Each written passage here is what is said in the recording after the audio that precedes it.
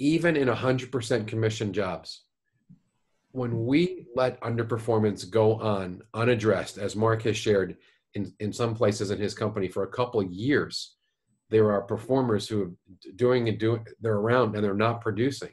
When we let that go unaddressed, it destroys our culture. It sends the wrong message to everybody else in the team that underperformance is tolerated. I'm not saying we got to fire people.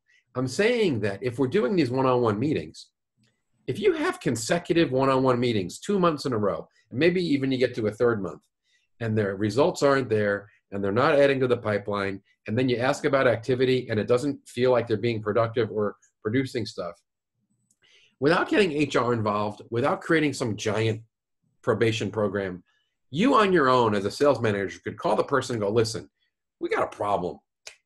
3 months in a row, you're not adding to the pipeline. You're not making your numbers. I'm concerned. You should be concerned. I like you. I think you can do this job.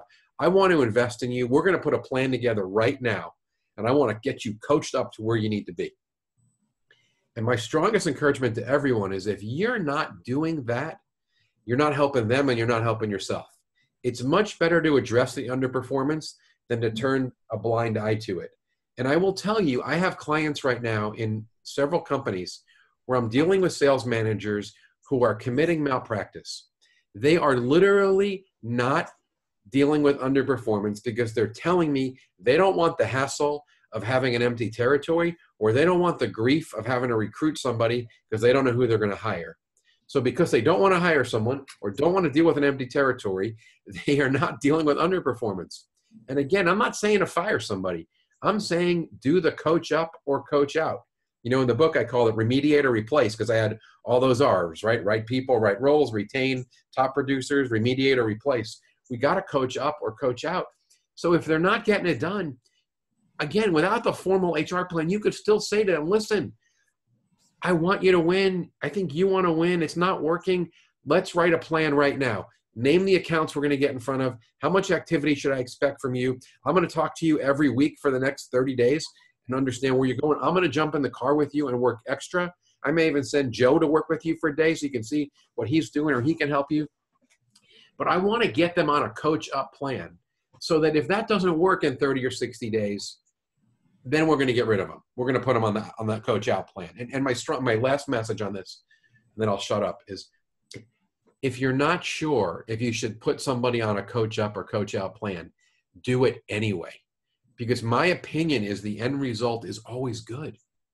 Either you save them by focusing them in on the right things and jumping in to help them, and then you've brought them back to acceptable levels of performance, or B, it doesn't work. You don't get them where you need, and then you let them go to go fail somewhere else. But either way, you win. Either you save them and you win, or you get rid of them and you win. But not dealing with it doesn't help anybody. And the last point is, I know I said I made a last point, but this is my real last point. I have a couple clients right now with really long sales cycles, like a year, 2 years, big projects. And they're always hesitant with this type of conversation because they're like, well, how can I see the progress if I don't know if they're going to sell because the sales cycle is so long?